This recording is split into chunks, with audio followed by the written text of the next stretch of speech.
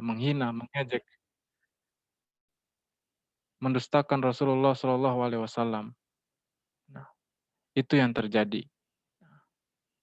Kalau kita ingin lihat di sebuah fase dakwah Rasulullah Shallallahu Alaihi Wasallam, di fase dakwah jariyahnya, ya, di fase dakwah yang nampak, ya, setelah masa dakwah yang sembunyi-sembunyi, ketika itu para Quraisy sidang, ya, atau punya majelis tersendiri, ya, dengan kaum Quraisy yang mereka kumpulkan di saat itu. Apa tujuannya? Tujuannya untuk membuat sebuah kesepakatan.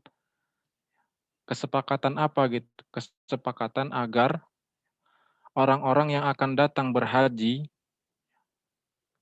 di Makkah ketika itu, ya. Ini berhajinya, ya, ketika Rasulullah Shallallahu Alaihi Wasallam baru awal-awal dakwah jariyahnya seperti itu. Mereka bersepakat untuk membuat sebuah kesepakatan agar orang-orang yang datang untuk berhaji nanti, ya, bisa menolak dakwahnya Rasulullah Shallallahu Alaihi Wasallam. Maka mereka berkumpul di rumah seorang kafir Quraisy namanya Al-Walid Al-Mughirah. Ya. Kemudian mereka berapat, ya. Mereka membuat majelis, mereka membuat sidang di sana. Mereka membuat bagaimana Rasulullah SAW ini berhenti berdakwah. Gitu. Akhirnya mereka mengutus atau mengungkapkan kalimat-kalimat yang bisa menjauhkan umat kepada Rasulullah SAW.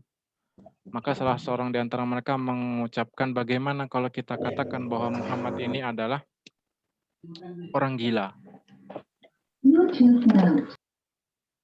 Kemudian Al-Walid Al-Mughirah, ya, mendengar itu, tidak mungkin, ya, kita tidak bisa mengatakan bahwa Muhammad itu gila. Karena apa? Karena yang dibawanya itu adalah sesuatu yang nyata, gitu. Sesuatu yang tidak bisa diilustrasikan dengan orang yang punya sikap gila. Kemudian tidak disepakatilah kata gila. Akhirnya mereka mencari lagi bagaimana kalau kita katakan Rasulullah itu adalah tukang dukun, ya, atau kata kita hari ini bahasa Arabnya kahin, gitu, ya, seorang dukun, gitu. Kemudian Al-Walid Al-Mughirah, ya, seorang kafir Quraisy juga mengatakan tidak mungkin, kita tidak bisa memberi Rasul Muhammad gelar sebagai tukang dukun, gitu, atau seorang dukun, gitu. Karena yang dibawanya itu adalah sebuah kesempurnaan, gitu, sebuah kemuliaan, gitu. Bahkan orang kafir Quraisy saja mengakui bahwa Rasulullah itu adalah ciptaan Allah yang dimuliakan oleh Allah Subhanahu wa taala, gitu. Kemudian mereka mencari lagi kalimat yang lain, gitu. Akhirnya mereka bersepakat bagaimana kalau kita katakan Muhammad itu adalah tukang sihir. Kemudian Al-Walid Al-Mughirah juga mengatakan tidak bisa, katanya, karena kita ketahui bahwa syair-syair di kaum Arab itu sudah kita ketahui, gitu.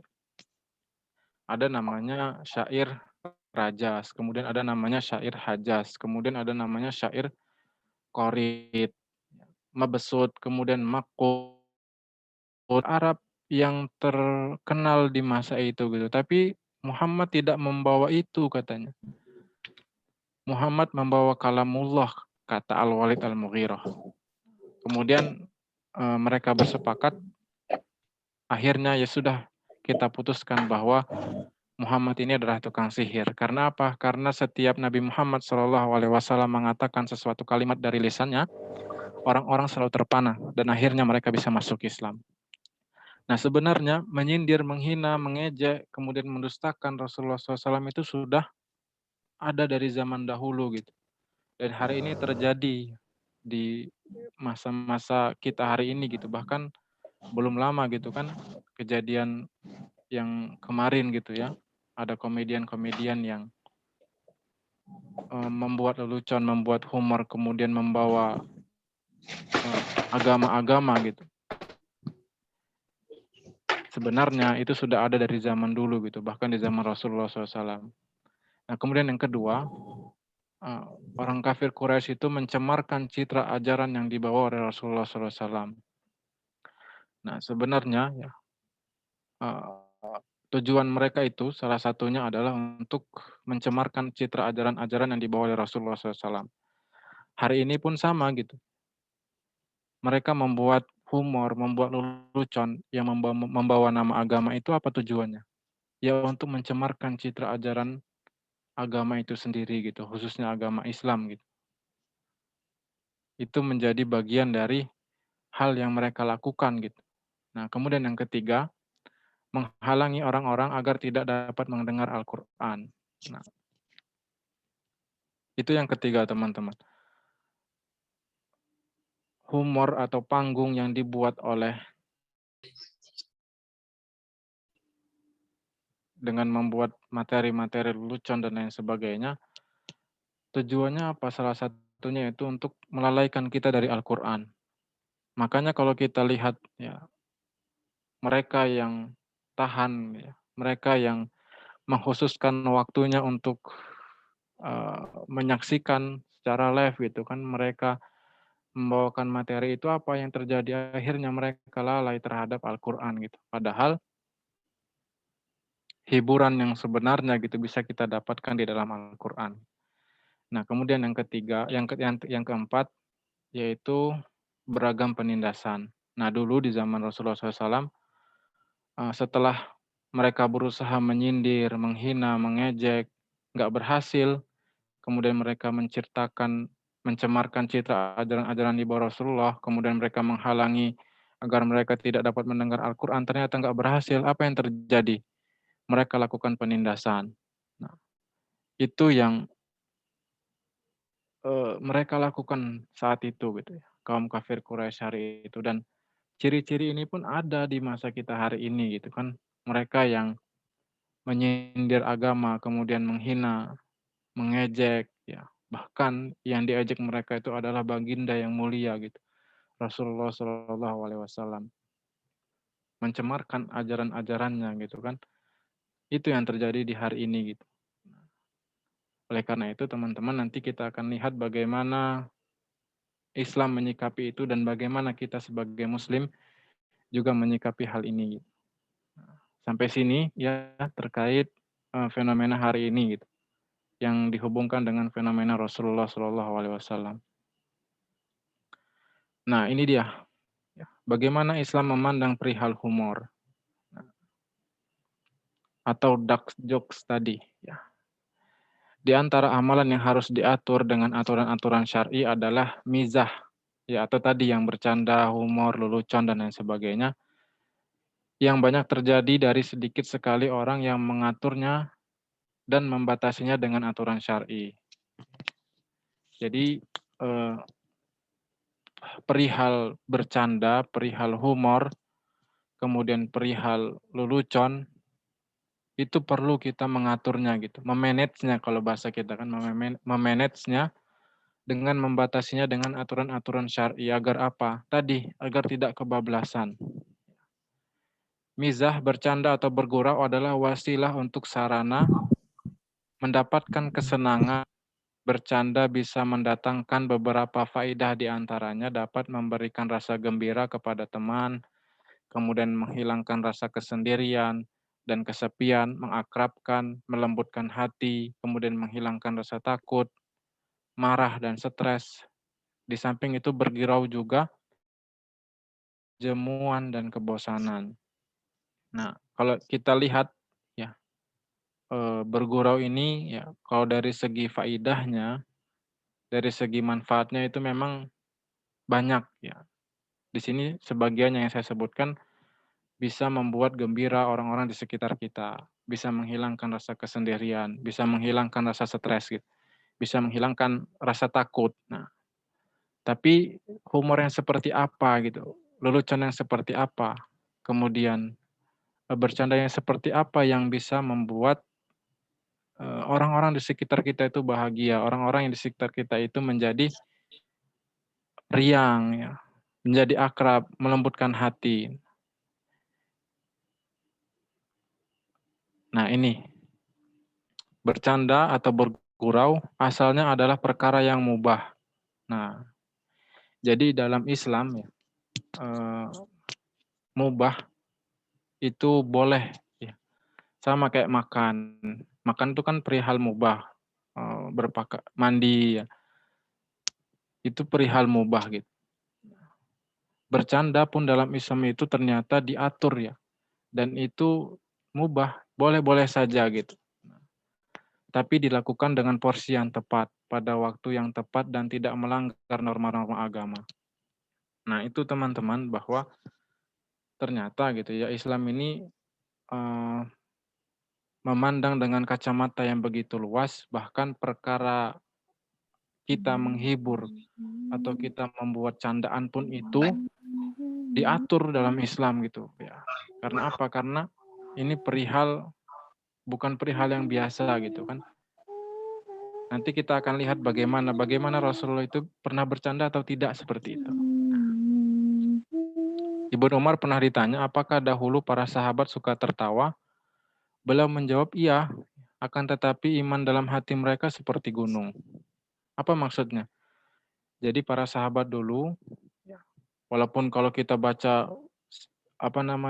sejarah mereka itu kayaknya serius semua isinya gitu ya.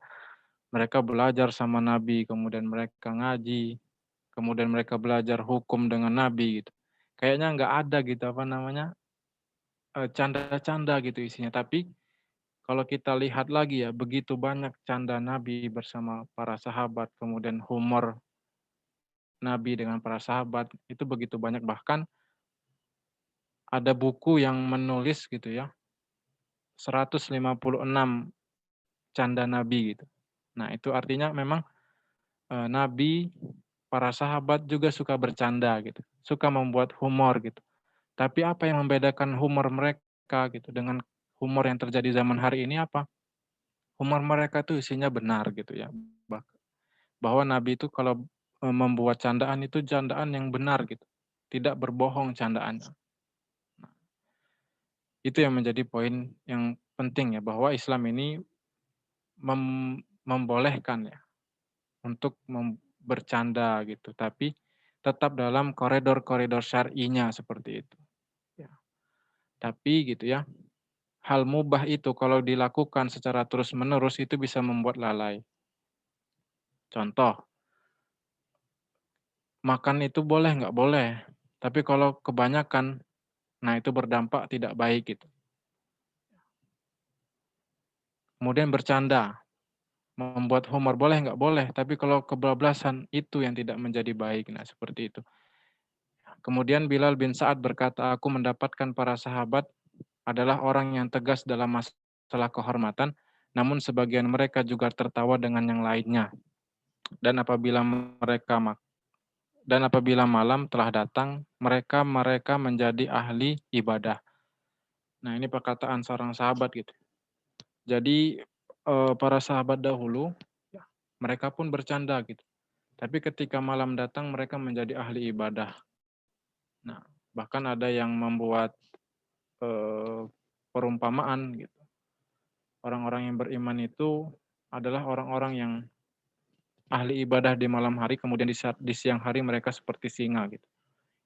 Seperti singa padang pasir. Nah, itu anggapan atau analogi yang dibuat oleh orang-orang soleh terdahulu. Nah, ini adab atau canda, ya bagaimana kita bercanda atau bergurau gitu. Dalam Islam itu seperti apa gitu.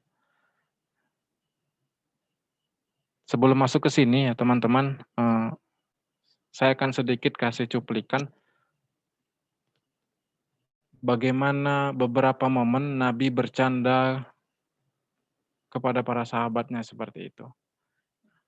Dan kita akan lihat dan kita akan temui bahwa semua candaan Nabi itu adalah benar dan tidak pernah menyinggung atau menyinggung agama atau menyinggung hati manusia dan lain sebagainya, apalagi berdusta gitu. Sebuah cuplikan yang terjadi di zaman Nabi Muhammad SAW, ketika itu ada seorang nenek-nenek, ya nenek-nenek datang kepada Nabi Muhammad SAW, nenek ini kemudian bertanya gitu, bertanya kepada Nabi Muhammad SAW. Mungkin kisah ini sudah teman-teman dengar gitu ya, ini kisah yang fenomenal gitu. Nenek ini bertanya, "Ya Rasulullah, aina ana fil jannah?" Ya Rasulullah, di mana aku nanti di surga, kata nenek-nenek itu kan. Kemudian Rasulullah SAW menjawab, "Ma kunti fil jannah," kata Rasulullah. Ya, engkau tidak ada di surga gitu. Nah, kemudian nenek tadi itu sedih ya. Kemudian merasa sia-sia gitu. Saya sudah beramal dari saya muda sampai jadi nenek-nenek gitu ya. Tapi kok nggak ada kata Rasulullah saya di surga gitu. Ini Rasulullah yang bilang loh katanya. Karena Rasulullah SAW itu mengatakan tidak ada yang dikatakan kecuali wahyu gitu kan. Sebagaimana dikatakan di surah An-Najm itu gitu. Bahwa Nabi Muhammad tuh mengatakan bukan karena hawa nafsu gitu. Yang dikatakan adalah wahyu yuha gitu, dari wahyu Allah Subhanahu wa taala. Nenek ini mengatakan bahwa Rasulullah berkata, "Aku tidak ada di surga," gitu. Itu kayak sebuah sabda gitu ya, kayak sebuah kepastian dari Nabi gitu, kalau saya ini tidak ada di surga gitu. Akhirnya nenek tadi pulang dalam keadaan sedih gitu. Kemudian di jalan bertemu dengan Umar radhiyallahu anhu, kemudian Umar ini berkata, "Apa yang terjadi? Mabiki ya, eee, apa namanya, nenek itu, apa yang terjadi denganmu wahai nenek?" gitu ya. Kemudian nenek itu berkata, "Aku tadi menemui Rasulullah SAW gitu. Ji'tun Nabi SAW fasa'altuhu." Kemudian saya bertanya kepada Nabi, "Aina ana fil jannah?" gitu. Di mana saya nanti di surga? Kemudian Nabi berkata, "Ma kunti fil jannah." gitu. Engkau tidak akan ada di surga gitu. Kemudian Umar berkata, "Laqad shadaqa Rasulullah SAW gitu. Rasulullah SAW itu telah benar gitu. Ya, yang dikatakan itu jujur gitu. Kemudian nenek ini bingung ya. Kemudian nenek ini kayak sudah putus asa gitu. Ya mungkin ya gimana gitu, sudah dikasih rambu-rambu Rasulullah bahwa dia tidak di surga gitu. Tapi kata Abu Bakar, semua manusia yang masuk surga itu ya tidak ada yang kembali tua gitu. Mereka akan masuk surga dalam keadaan yang muda gitu. Nah akhirnya nenek tadi gembira dengan sangat gitu ya, dan kembali mendatangi Rasulullah SAW. Nah itu momen salah satu candaan Nabi Muhammad SAW kepada seorang nenek-nenek gitu. Nah ada lagi Rasulullah SAW bercanda dengan seorang anak kecil ya. Anak kecil, ini kisah nyata anak kecil yang ditinggal oleh ayahnya syahid, meninggal di jalan Allah Subhanahu wa taala. Rasulullah SAW melihat seorang anak ya dalam sebuah kesempatan, anak ini dalam keadaan sendiri, tidak bergabung bermain bersama teman-temannya, dan anak ini sedih terus karena apa? Karena dia kehilangan ayah yang dia cintai gitu. Kemudian Rasulullah SAW datang dan bertanya, "Kenapa engkau tidak ikut bermain, wahai bunayya?" gitu. Itu panggilan kesayangan orang Arab gitu, "Wahai anakku," gitu. Kemudian anak tersebut berkata, "Ya Rasulullah, aku malu," katanya. "Aku tidak punya mainan sebagus mereka, kemudian aku tidak punya baju yang bagus untuk bermain bersama mereka," gitu. Nah, perhatikan kalimat Rasulullah SAW. Kemudian Rasulullah SAW bilang, "Maukah engkau Muhammad menjadi ayahmu, kemudian Fatimah menjadi saudara perempuanmu, dan Hasan Husain menjadi saudara lelakimu?" Anak ini langsung gembira gitu ya. Siap ya Rasul," katanya.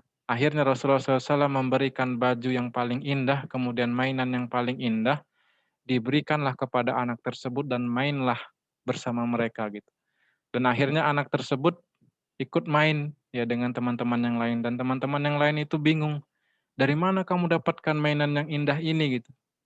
Kemudian anak itu bercerita sebagaimana tadi Rasulullah SAW bertemu, kemudian ngasih bajunya, kemudian ngasih mainannya, dan akhirnya anak-anak itu bilang, "Ya laita Rasulullah," katanya. Kalau begitu kenapa ayahku juga tidak mati syahid ya. Itu kata anak-anak yang lain gitu. Nah, itu bagian dari bagaimana Rasulullah SAW tahu kondisi, tahu situasi, bagaimana harus bercanda, dan candaan Rasulullah itu semuanya berkelas gitu ya. Kalau kita bilang berkelas gitu. Rasulullah SAW bisa membuat suasana menjadi damai kembali, gitu, menjadi tenang kembali gitu. Nah, tapi hari ini yang terjadi ya, kalau di zaman kita hari ini ya, apa canda-candaan kemudian humor-humor gelap itu malah mengarah kepada permusuhan, kemudian akhirnya pertikaian dan akhirnya perpecah belahan. Itu yang terjadi hari ini. Nah, kita lihat eh, bagaimana agar bergurau atau canda kita itu dapat memberikan manfaat dan tidak melanggar norma agama serta tidak menimbulkan dosa. Ya, di sini ada beberapa poin. Yang pertama, tidak boleh bercanda dengan cara memperolok-olok agama.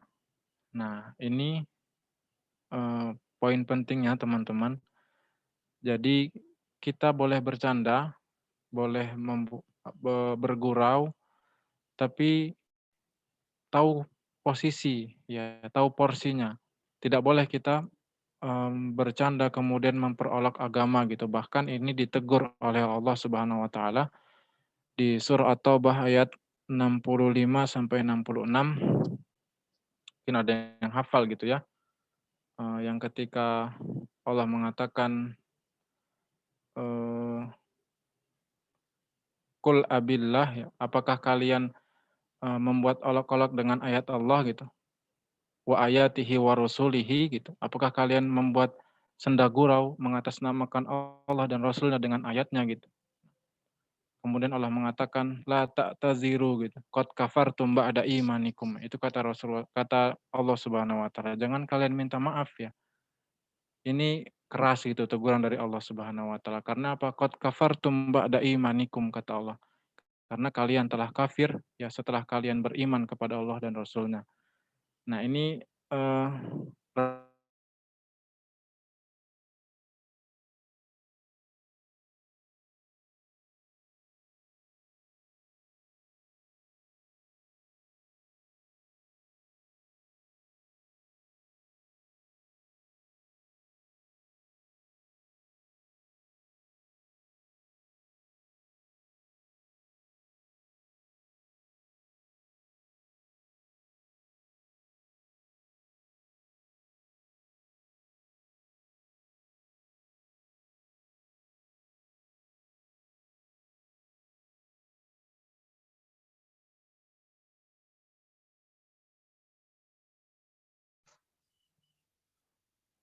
ya, kemudian yang kedua, tidak berdusta dalam bercanda.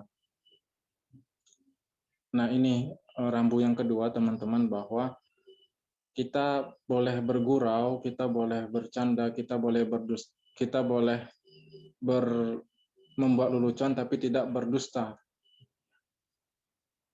Ini berangkat dari hadis Nabi Muhammad SAW. Wailul ladzi yuhaddisu fayakzibu liyadhika bihil qaum. Wailullah, wailullah. Nah, celakalah orang yang bercerita lalu berdusta. Untuk apa? Untuk membuat kaumnya tertawa-tawa gitu ya. Celakalah ia, kata Nabi Muhammad SAW. Nah, ini merupakan rambu dari Rasulullah SAW bahwa saat kalian bercanda, maka jauhi apa itu berdusta atau berbohong. Nah, yang terjadi hari ini kan banyak sekali komedi-komedi itu. Sebenarnya kalau kita lihat materi-materinya itu semuanya banyak kebohongan gitu. Tujuannya apa? Tujuannya untuk membuat orang yang menonton atau kaumnya itu tertawa. Gitu. Nah, itu memang sudah diwanti-wanti oleh Rasulullah SAW. Gitu. Nah, ini teman-teman poin penting yang kedua ya. Kita boleh bercanda tapi lihat rambunya gitu. Jangan sampai kita berbohong dalam candaan kita.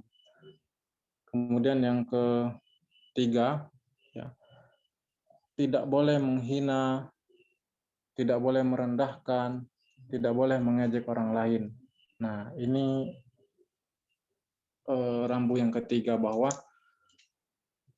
saat dalam bercanda ya, atau saat kita sedang bergurau dengan teman kita, maka jauhi sifat menghina atau merendahkan orang lain atau menyakiti perasaan orang lain. Gitu.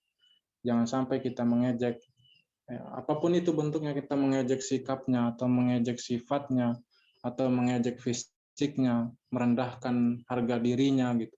Kita niatnya bercanda gitu, tapi dalam Islam tidak dibenarkan gitu kalau kita bercanda dengan tujuan untuk menghina, merendahkan dan mengejek orang lain. Nah, kemudian yang keempat, tidak boleh menakuti saudaranya gitu. Maka seorang muslim hendaklah selalu menciptakan suasana yang tenang, nyaman dan kondusif. Ya, teman-teman kita semua saat bercanda, bergurau, ya, jangan sampai kita menakuti saudara kita dengan bahan candaan kita gitu. Itu tidak dibenarkan dalam Islam. Kemudian yang kelima, tidak mengacungkan atau menodongkan senjata. Nah, ini teman-teman. Jadi banyak kasus seseorang itu niatnya bercanda gitu, tapi dia megang senjata gitu ya, dia megang, entah itu dia megang pisau atau dia megang apa, cangkul ya, atau dia megang alat-alat tajam gitu kan. Kemudian niat dia tuh hanya bercanda gitu, hanya bercanda. Tapi dalam Islam itu ditutup atau tidak dibenarkan. Karena apa? Karena bisa jadi ya nanti syaitan akan menggerakkan tangan seseorang tersebut dan bisa mengakibatkan ya senjata yang dia bawa itu bisa membunuh temannya. Nah, itu yang dikhawatirkan. Oleh karena itu, ya poin ke-5 ini, saat kita bercanda ya dilarang untuk sambil memegang senjata, apalagi menodongkan senjata. Kemudian yang keenam, tidak berlebihan dalam bercanda. Nah, tadi sesuai porsinya gitu. Karena apa? Karena tertawa itu ya kasratud dhahik tumitul qalb ya. Saat kita banyak tertawa, sebenarnya kita tuh sedang mematikan hati kita sendiri. Karena apa? Karena tawa itu lepas kendali ya. Jiwa seseorang tuh lepas kendali saat dia tertawa gitu. Bisa kebelabasan, itu akhirnya apa? Membuat hatinya tuh lemah. Ya, lemah dalam mengambil sikap gitu. Akhirnya apa? Akhirnya mati hatinya. Ya. Saat datang kebenaran kepadanya, dia menolak kebenaran itu menjadi bagian dari hati yang mati gitu. Kemudian datang hidayah kepadanya, kemudian hatinya tidak tergerak untuk menjemput hidayah itu menjadi bagian dari ciri-ciri hati yang mati. Nah, kemudian yang ketujuh, saat kita bercanda tidak boleh mengambil harta orang lain sambil niat kita bercanda, itu tidak boleh. Kalau mengambil harta secara serius, maka itu dinamakan pencurian. Adapun mengambil harta secara bercanda, maka ini perbuatan yang tidak ada manfaatnya. Bahkan bisa menimbulkan kejengkelan dan permusuhan. Nah, sebagaimana Nabi Muhammad SAW mengatakan, janganlah salah seorang kalian mengambil barang temannya, baik hanya untuk main-main, maupun serius, meskipun ia mengambil tongkat temannya, hendaklah ia kembalikan kepadanya. Nah, itu jadi teman-teman ada 7 rambu-rambu yang bisa kita aplikasikan ya saat kita mungkin sedang bergurau bersama teman-teman kita, agar bergurau kita itu juga bergurau yang berpahala gitu kan. Karena apa? Karena gurauan kita itu bisa membuat teman kita tadinya sedih jadi gembira gitu. Tapi apa syaratnya tadi? Ada 7 tadi. Tidak berdusta, kemudian tidak menyakiti, dan lain sebagainya. Nah, yang terakhir, teman-teman, bagaimana kita sebagai muslim menyikapinya gitu ya. Dengan sekian rentetan tadi yang saya sampaikan, dark joke ini ya, atau humor gelap ini gitu ya, atau candaan lelucon yang tidak berasaskan kepada candaan yang dicontohkan oleh Nabi Muhammad SAW, maka kita perlu mengambil sikap atasnya gitu agar kita ini bisa dijauhkan oleh Allah, ya, bisa dilindungi oleh Allah Subhanahu wa taala agar tidak terjerumus kepada humor-humor yang kita anggap itu baik tetapi dalam perspektif agama Islam ya itu menjadi candaan yang buruk ya. Yang pertama gitu, perlu kita memiliki pengetahuan yang baik terhadap Islam yang menyeluruh. Nah, teman-teman kita semua, hal yang harus kita upgrade pada diri kita adalah pengetahuan kita ya, sakofa Islamiyah kita terhadap Islam itu sendiri. Bahwa Islam ini mengatur seluruh aspek kehidupan kita dari kita mau tidur sampai tidur lagi gitu kan. Diatur oleh Allah Subhanahu wa taala gitu. Bahkan kita mau masuk kamar kecil pun ada doanya, keluar pun ada doanya. Nah, ini hal kita ingin berbicara ya dengan lisan kita gitu. Itu pun diatur oleh Allah Subhanahu wa taala dalam Islam. Ya. Maka yang pertama yang harus kita miliki adalah pengetahuan yang baik terhadap Islam. Jangan sampai kita hanya mengambil hukum-hukum Allah itu setengah-setengah saja gitu kan. Kita hanya mengambil apa yang kita suka, ya, kemudian kita tidak mengambil apa yang kita tidak suka terhadap hukum Allah gitu. Itu yang harus kita dalami lagi gitu. Kemudian yang kedua, cerdas dan bijak bermedia sosial. Nah, ini teman-teman, hari ini kita hidup ya di masa teknologi yang begitu canggih dengan berbagai macam fitur, aplikasi dan lain sebagainya. Maka kita sebagai umat muslim sudah harus tentu cerdas dan bijak bermedia sosial gitu kan. Contohnya seperti apa? Kita harus tahu mana media-media yang pro terhadap kebaikan gitu, pro terhadap Islam, ada media-media yang menjadi musuh-musuh Islam. Kita harus tahu itu gitu.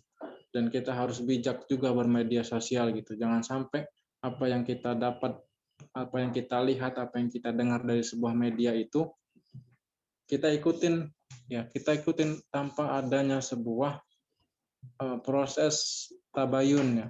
Nah, ini yang ketiga gitu, proses atau sikap tabayun. Nah, ini menjadi penting ya. Kita harus bertabayun sebagaimana di surah Al-Hujurat ayat ke-6 ya kalau nggak salah.